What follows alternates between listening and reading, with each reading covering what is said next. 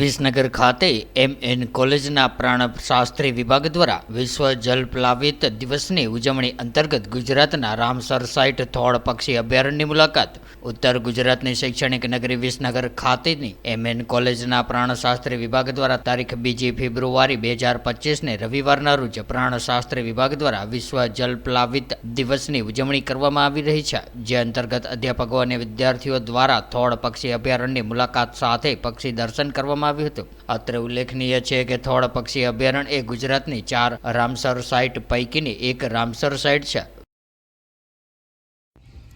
આજ રોજ 2 ફેબ્રુઆરી વિશ્વ જલપ્લાવિત દિવસની ઉજવણીના ભાગરૂપે MN college Visnagar, urban bank science college Mehsana અને સરકારી વિજ્ઞાન કોલેજ વડનગરના સંયુક્ત ઉપક્રમે ત્રણેય કોલેજના અધ્યાપકશ્રીઓ અને વિદ્યાર્થીઓ ગુજરાતના ખૂબ જ ખ્યાતનામ રામસર સાઇટ એટલે કે થોળ પક્ષી અભયારણ્યની અમે મુલાકાત લીધી.